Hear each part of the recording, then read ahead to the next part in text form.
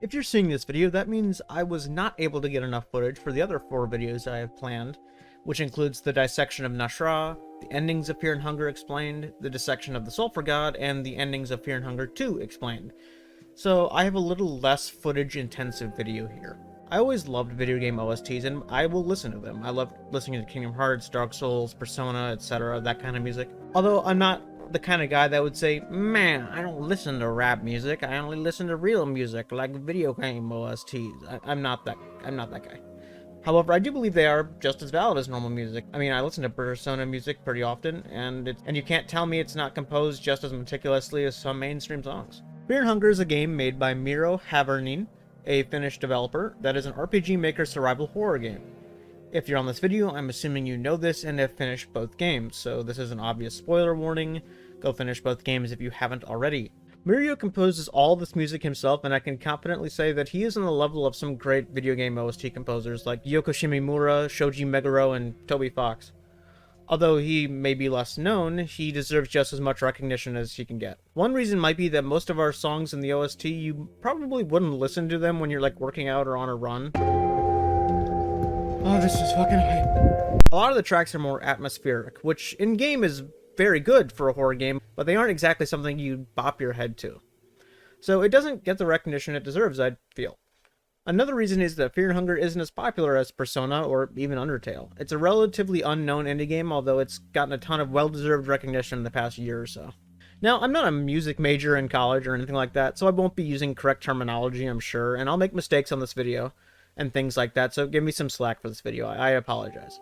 This video is also purely subjective, as I feel the best way to get my point across is to show you my 10 favorite tracks in the series. Some are from Fear and Hunger 1, and some are from Termina. There's also a clear improvement from the first game's OST to the second. That's not to say the first one has bad songs or anything, but Termina's OST feels more refined and clean. However, though, there are tracks in my top 10 that are from the first game. In fact, 3.5 of the entries on this list are from the first game. So they aren't bad by any means, but there's also a ton more to choose from Termina, as there's almost more than double the tracks in the second game. And real quick before we start, however, I really want to hear your guys' top 10s, or even just your top 3s in the comments. I would love to hear your guys' opinions on your favorite songs in the series and why as well. Also, if you could subscribe, I'd really appreciate that, and if you do, I'm sure I'll cry on camera at some point if I get enough. Also, I'm aware I talked about some of these songs already in the review of the games videos I already made, but I'll try to reiterate what I said and add some more. Anyway, let's not stall any longer, and let's get up to my top 10 Fear and Hunger songs and why.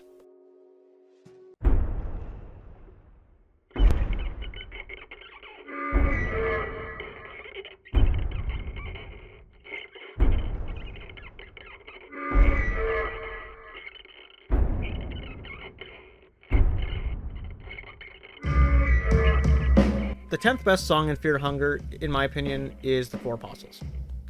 This one is coincidentally the first song that made me pay attention to the music in these games. My subjective view on this song feels like there's something really dangerous and it sees you and is chasing you, but it's not chasing you really fast, it's walking very slowly. As if there's no rush because it knows it will catch you and it will kill you. It feels like it's something really unnatural as well, something you're not supposed to know exists. On the technical side, it sounds like a marker squeaking in the background the whole time.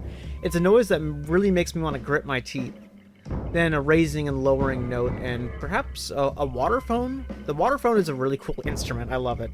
It's that one sound effect they use in Hell's Kitchen all the time, along with some really heavy drums. It's a really good mini-boss track, and it really exudes danger.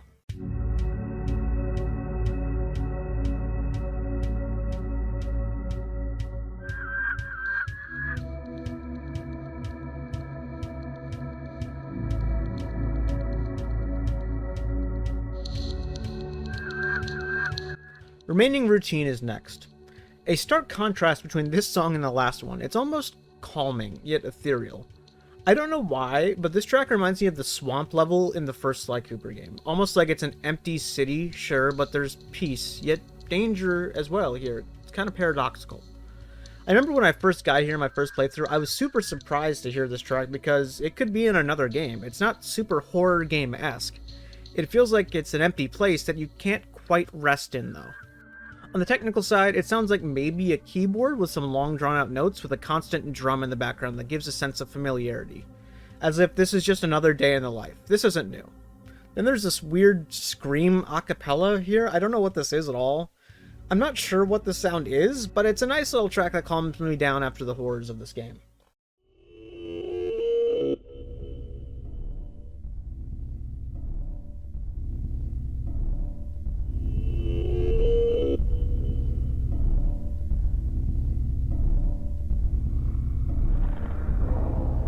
Closing Madness. This one, as I said in my first video on Termina, is super aptly named. The whole song feels very unnatural, like you're lost in your own mind and you know you're going crazy, but you can't stop it. It feels like you're getting closer and closer and closer to insanity, and you feel it the whole time. For where you are in the game when you hear this, it's very good because you're in Rael's realm, the god of madness. It's not supposed to be a natural feeling place, it's just a little off.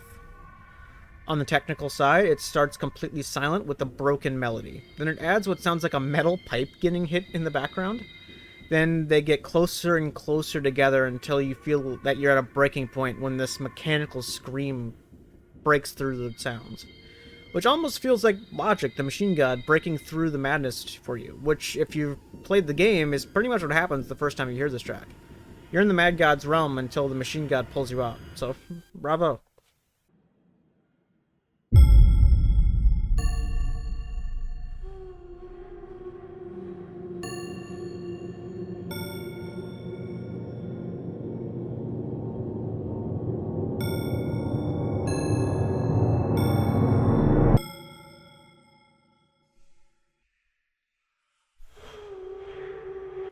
The Ascension is, in my opinion, the most unnerving song in the series. It feels very foreign and unnatural, kind of like our last entry, but more so in the way of what I'm witnessing should not be known to humans, instead of what I'm witnessing is insane, like in the other track. I feel like I've heard this song before I played this game too, but I don't know for sure, because I watch a lot of horror videos and ARG analysis videos, so I'm sure some YouTuber has bound to have put this in a video because of how unnatural it sounds. On the technical part, it sounds like maybe a xylophone or something every once in a while with a weird moaning. It eventually builds up into a couple of voices, but the xylophone or chime or whatever it is sells this track for me. It sounds like there's something not natural here, and I'm really not supposed to know about this. So, well done. I'm thoroughly unnerved.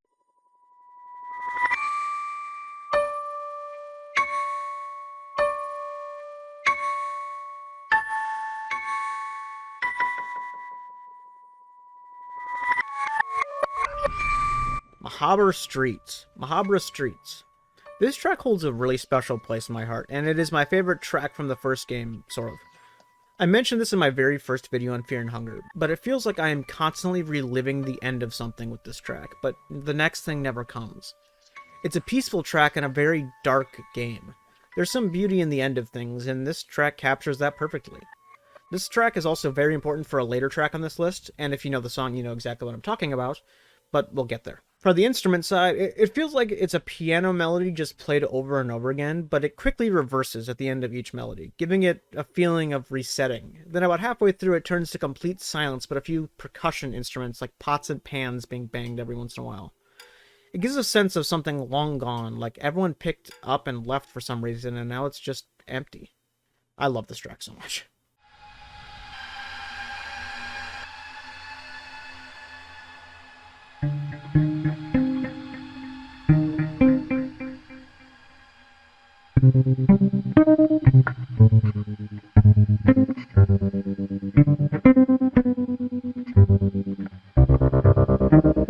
Dark Outside. This song is the title track for Termina, as well as the ending track. I think it fits better as an ending track, but it's nice to have as an opening one as well. I swear Mirio had to have learned how to play the bass guitar before he started writing music for Termina, because there is so much bass guitar in this game's OST. It fits very well as a dark percussion type feeling instead of a normal guitar that you might find in less dark games.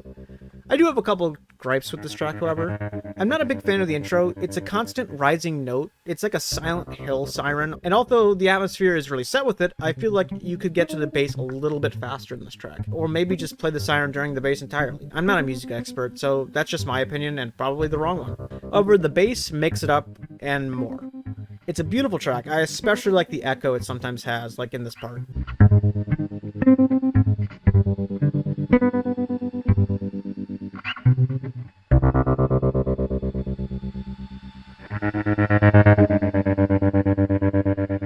get technical, like I said, it has a constant siren over it, and at the beginning it's all you hear.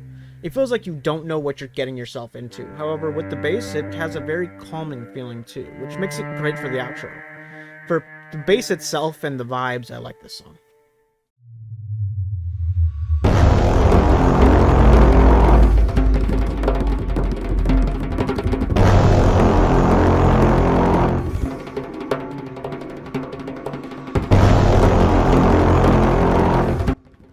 Pulse and Anxiety 1 and 2. I'm cheating for this entry and putting 2 songs. They're pretty much the same song. And Pulse and Anxiety, it starts with a very loud, I don't know, tuba. When you hear it for the first time in a boss fight, it's almost like a jump scare how loud it is. It fits very well for Danger. Then it calms down a bit later on. I don't know where I heard this, from a YouTuber or maybe a YouTube comment, but the slow part without the tuba right here feels like you're trying to pull yourself together out of the anxiety, but you just can't because it starts right back up again. It feels like a panic attack, and as someone who has panic attacks and I've been to the emergency room when I was a teenager for them, this track fits so well. Pulse and Anxiety 2 is pretty similar to the first one. However, there's a constant fast drum beat under it, which in it of itself is pretty cool, but not the reason I put it here. The ending bit sounds like a weird Superstition by Stevie Wonder vibe. I don't know if anyone else gets that.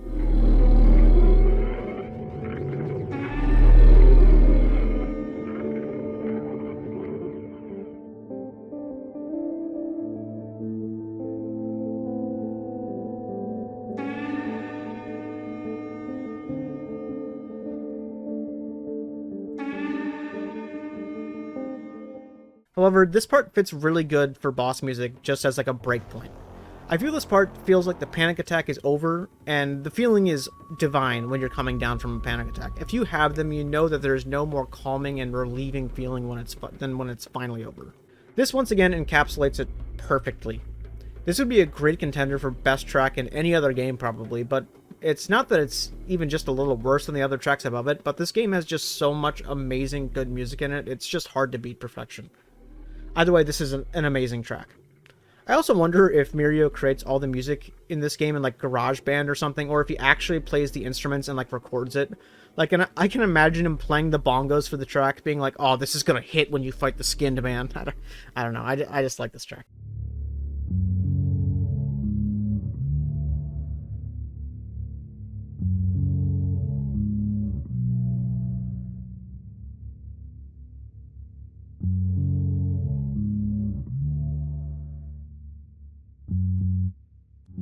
Ashes of War. I had someone ask me what this song was in one of my videos when I used it, so if you don't trust me liking it, trust the guy that asked me about the song in the comments as well. This is the best bass guitar Mirio has ever played. This is such a calming beat, the beginning of it at least. It breaks out into like a 1950s greaser beat after the bass though. It sounds like you're in the big city and you're about to be mugged by some greasers in the 1950s. Which is legit pretty much where you are in the game when you hear this. The mob might throw up and throw a glass at you and then messes up your whole playthrough. The beginning of this track is so calming though. The bass is such a vibe and I think it could fit in any game. The beginning at least. The second half of the song seemingly is nothing though. I don't know why, but it like goes almost completely silent halfway through, which is the only thing I don't really like about this song. But the bass at the beginning is so perfect. Well done. On the technical side, of course, the bass guitar is perfect at the beginning, unbeatable. Then it breaks out into snaps and claps like in Grease. It perfectly fits the 1950s greaser culture. Well done, Mirio. But man, the vibes of that bass guitar, I can't get enough.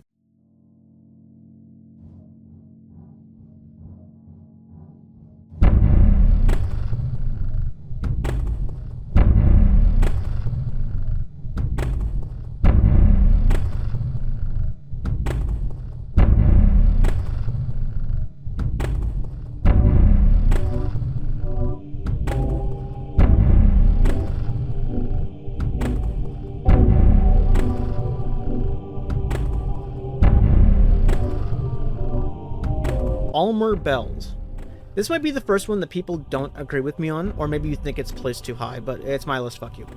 Besides, place 1 and 2 could be switched on a different day because the top 2 are just so close. Almer Bells is the song that plays when you fight Perkle, and yes, I'm aware some people pronounce his name Percola.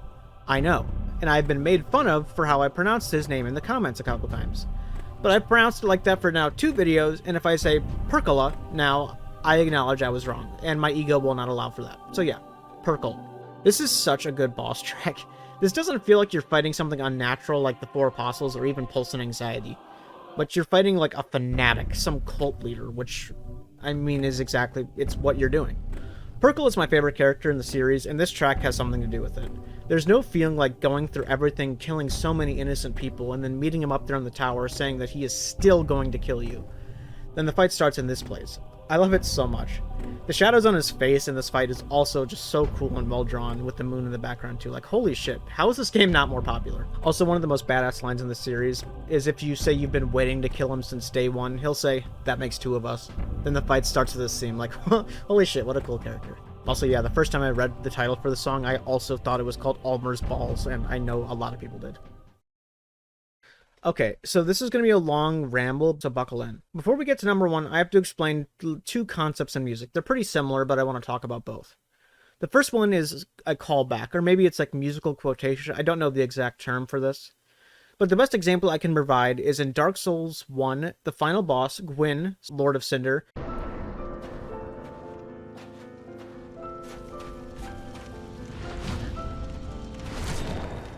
has a very specific music track, a very recognizable track. It's a very somber track for the end of your journey. Then in Dark Souls 3, 2 games later, I don't know how many years, 6 or 7, the final boss who takes the form or personality of Gwyn has this part in the song.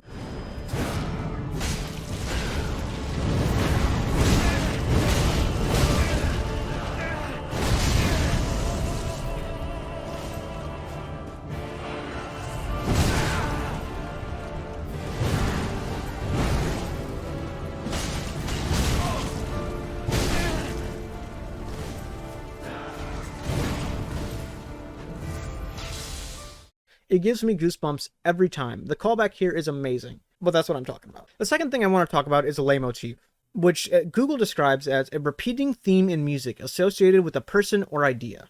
Kingdom Hearts does this a lot, as well as Undertale, but the best example I can give here is in Kingdom Hearts. The theme for the character, Xion, has this little part right here.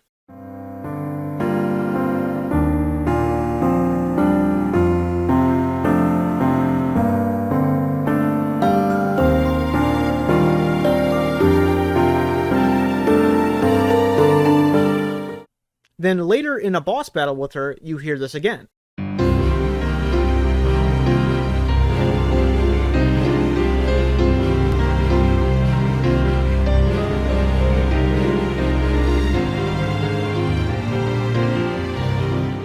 It's similar to a callback, but in a different way, I guess. Or maybe they're the same thing, I don't know. Okay, now that the rambling's out of the way, the best track in the series for me is Unknowable.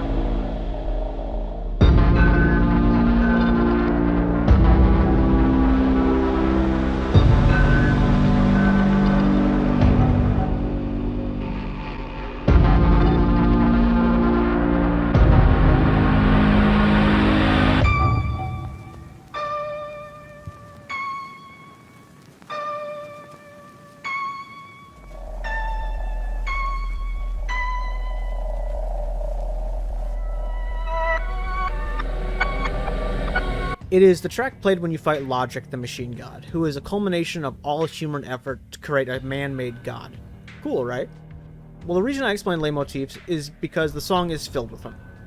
There's a part of the song we talked about earlier called Streets of Mah Habra that sounds like this.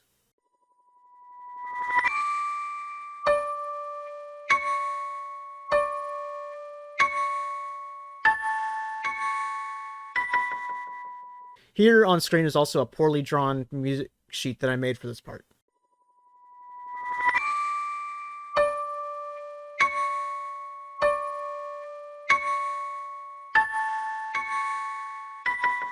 Now I want you to listen to this specific part of Unknowable right here.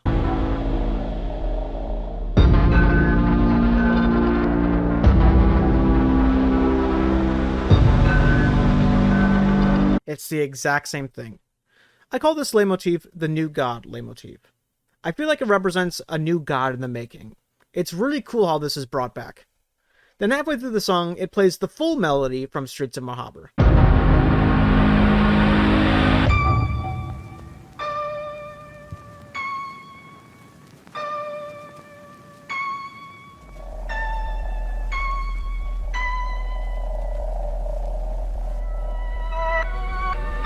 Which the first time I heard it, I was like, holy shit. It was ice cold chills down my spine. I could not believe it. It plays the melody, but with a twist almost. It's like there's another new god in the making, but it's a little different, with like static in the background, like a mechanical new god, which is what it is. Now, is this song a bop like Almer Bells? I'd say no, but it is super impressive the feeling you get from this track. It feels so dangerous like the others, but in like an almost mechanical way. And that is why it's my top pick for best track in Fear and Hunger. Okay, so that's it. I love music, and music in games can be so impressive and can be made to fit every situation, and Mirio kills it. Every single track. It's unbelievable. I truly think someday when this game gets even more attention, because it should, he will be up there with great composers like we talked about earlier. I already think he is, but I think it's time everyone else needs to see it too. Anyway, thanks for watching, I appreciate it, and I'll see you all soon. I love you all. Bye-bye.